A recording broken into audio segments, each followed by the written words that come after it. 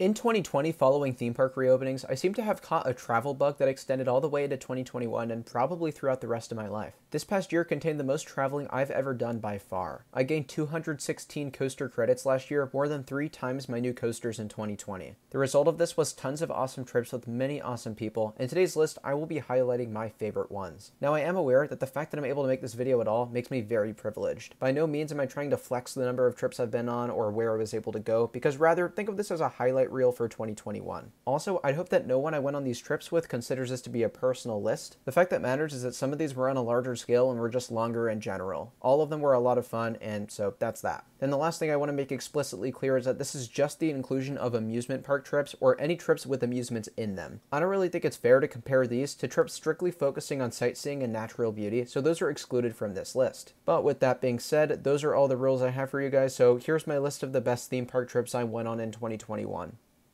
At number 10 is the Southern California birthday trip I went on in mid-June. Whether or not you want to call this a legitimate trip is up to you, but we did stay overnight at a hotel for 2 nights, so I'll give it a spot. This trip was sandwiched in between 2 much bigger trips that involved flights, and mainly served as my reunion with Disneyland. Since the park had been closed for over a year because of COVID, it was pretty emotional for me to get back to my favorite park in the world. It was also my first time riding Star Wars Rise of the Resistance, which, ask any dark ride fan, that's a pretty big deal. I also got to check out Avengers Campus and the new Spider-Man ride for the first time at California Adventure, which was also great. And then lastly, I went to Knott's Berry Farm on a Saturday and hung out with Tyler from Stable Media and Tim, who's at is the roller coaster dude on Instagram. Despite not even leaving Southern California this trip, it was a memorable experience enhanced by friends, first-time experiences, and sheer emotion. Number 9, my Arizona and Texas trip in March. This was actually my first trip of the year and my first time really doing anything last year since California theme parks were still closed at the time. Now, I remember this trip came to be because my brother who lives in Portland, Oregon, and I were just bored out of our minds, so we wanted to go somewhere for a decently cheap price. Well, 2 big hubs when it comes to layovers and flights are Phoenix and Dallas-Fort Worth. Together, we came up with an excursion to Castles and Coasters, the Grand Canyon, and Six Flags Over Texas. By the end of it, there was also a multi-week Oregon segment where we did a lot of natural exploration, but that was so amazing that it's really a whole separate trip in my opinion. So for just Arizona and Texas alone, it was a fun time, with my favorite day easily being Six Flags, even though the Grand Canyon was also crazy to see for the first time. Number 8, our one-day Georgia trip in mid-September. At the time, a friend of mine, Josiah from National Coasters, and myself were reached out to with information surrounding a media event for the Riddler Mindbender at Six Flags Over Georgia. With the inclusion of ERT, maze passes for Fright Fest, and skip the lines at the mazes, we took this as an opportunity to see the park for the first time. But because of a limited flight availability, we had to be put on these red-eye flights, which mine included a 4.5-hour layover in Denver, which took forever. But to say that it would be worth it would be an understatement. This may have actually been the longest day I've ever spent at a theme park, as we got there before opening at like 8:30 a.m. and stayed past closing for last ride of the night at 11:30 p.m. The park was great though, and we had an amazing time that day. We met so many new faces and got scared shitless in the mazes. Oh my god. By the end of the night, I felt like I was hallucinating. I was so tired, but that only added to the unreal experience of the day in my opinion. If this trip was longer, it would for sure be higher. Number 7 is the Minnesota and Missouri trip I did in late September. Literally 1 week after our one-day trip to Georgia, Josiah from National Coasters, our GP friend Josh, and myself did a trip that was less impulsive and one that we were planning for upwards of a month. This one was centered around the 2 main parks in the Minneapolis area and the inclusion of Six Flags St. Louis, since St. Louis was a really cheap layover stop afterwards. Our first day there was fantastic. I quickly fell in love with Minnesota. I think it's such an awesome state, and the coasters we rode were also great. It was pretty cold though, which I think should have been expected, but I didn't come prepared. Oh well. We met tons of awesome coaster enthusiasts that day, and then in Missouri got to hang out with our friend Brody from Coaster Chaos and a guy named Alex who was actually in the process of a road trip featuring every single Six Flags park. Six Flags St. Louis was his last drivable park to get to, aka last with the exception of Six Flags Mexico, and he said one of his favorite experiences during the entire trip was our night ride marathon on Boss. That coaster is so much better than all of you make it out to be, and at night when we were never even leaving our seats, we were out riding close till midnight. For being such a short trip, this one was much more memorable than we expected. It was awesome.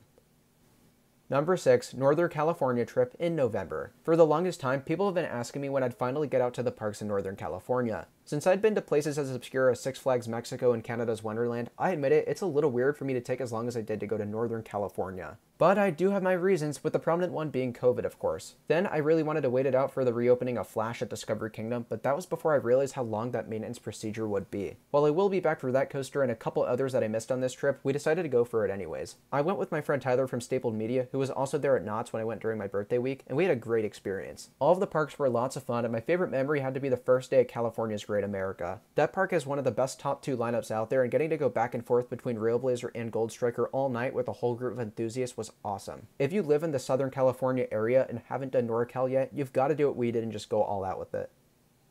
Number 5, our Midwestern trip in August. A few months before this trip, my friend Brody from Coaster Chaos invited me out to his place in Kansas City so we could hit up some parks I'd never been to before. Now, of course, I had to take him up on that offer, and suddenly Worlds of Fun was my temporary new home park. I think I went there like 3 times on this trip, and every visit we'd get the most incredible rides on Prowler. We also got to check out Adventureland in Iowa, which was awesome, and Monster was about 1,000,000 times better than I ever expected. Then the grand finale was getting to visit Silver Dollar City with both Brody and our friend Adam Amusement Films, which that park has a reputation as one of the best in the world, and let me tell you, it sure lives up to the hype. In addition, I really enjoyed being in Brody's neck of the woods and getting shown around the area altogether. Again, for such a short trip, it was surprising to me just how memorable it ended up being. Number 4, the big Florida trip I went on in late June. In December 2018, I got to visit some Florida theme parks for my first time as a coaster enthusiast. The parks I went to included SeaWorld Orlando, Busch Gardens Tampa, and the 2 Fun Spot parks. At the time, I wasn't as into theme parks, meaning I had the chance to center this next Florida trip around Disney and Universal. With a bunch of family from Maryland, we got to visit all 4 Disney parks in a span of 2 days, which was amazing to see that for the first time since I was a little kid. Then I got to head to Islands of Adventure with 2 friends of mine, Kobe from Coaster Watch and Christian from Theme Park Horizons. This was one of the best days I've ever spent at a park, getting to ride Velocicoaster for the first time, and there are various other dark rides and water rides as well. Additionally, I was able to hit up SeaWorld, Busch Gardens, and Fun Spot again, which the former 2 would have been a bigger deal if their new coasters were open, but instead they were kind of more of an afterthought. The trip was really meant for the theme parks in particular, and they did not let me down one bit. Number 3, the Pacific Northwest trip I did in August. This trip was technically a continuation of the one I took to Missouri and Iowa, as I flew from Kansas City to Portland for this. Because my brother lives in Portland, sometimes I'll head up there and check out some of the nature of Oregon, but this time we had more of a road trip planned. Our goal was to head to Glacier National Park in Montana and just explore more of the nature in Montana and Idaho overall, and also visit Silverwood for the first time along the way. That beautiful theme park is what gives this trip an entry onto this list. All of the top 3 coasters at Silverwood are phenomenal rides that at least hit a 9 out of 10 in my book. Plus, just the natural beauty of the states of the northwestern United States are actually insane. The perfect combination of coasters and nature, which are my 2 favorite things right now, really made this a fun experience for me. Number 2, our Mexico trip in late May. My first international trip meant entirely for theme parks was a country I didn't think I'd make it to at such a young age. After discussing it with my brother over the previous few months before the trip, I was able to convince him to do it, and he'll happily tell you that it's one of the best decisions he's ever made in his life. Going to Mexico was so eye-opening and felt like another dimension relative to the US. The culture is amazing, the food was so much better than we both expected, and the architecture was to die for. But what the trip was centered around was the obscure coasters of Selva Mágica, Six Flags Mexico, and Cantaplume. Now, when you go international, it's a big risk of whether the coasters you're trying to ride will be operational. So the question you may be wondering is, were we successful with the coasters? And to that, I'd absolutely say yes. We got to ride the one-of-a-kind Bullet in Guadalajara, Superman and Medusa in Mexico City, and flew off the side of a mall's roof on Insomnia at Cantaplume. This trip was really the travel bug I got for so many more international trips to come, and I'll always be thinking about it when traveling to foreign lands from here on out. And coming in at number 1 is the East Coast trip I did in late June and July. This was the longest and most substantial road trip I've ever done for theme parks, and maybe period. Sam, aka Wooden Warrior Girl, and Skylar and I were all kidnapped by Skylar's dad Trevor, where we were taken to theme parks spanning 10 different states. I started alone with my parents at the Coney Island theme parks and Nickelodeon Universe Meadowlands, which alone were a lot of fun. We also did some local visits for Sam and Skylar, aka Lake Compounds, and my first visit to Six Flags New England in the rain. But when the road trip began, we really knew we were in for a wild ride. If I remember correctly, we began at Knoebels, then Hershey Park for a day and a half, Adventure Park USA, which is a strange place, King's Dominion for their first time and my first visit since 2018, and then a long 5.5-hour drive took us south to Carowinds for all of our first visits, which Fury was a freaking godsend, and then after another long drive took us to Dollywood in Tennessee for Lightning Rod and all the other amazing attractions there. We then did Busch Gardens Williamsburg, again a first visit for all of us, and lastly, Maurice Piers. I also forgot to mention we did go to Six Flags America, and I don't know why I forgot because I actually really like that park.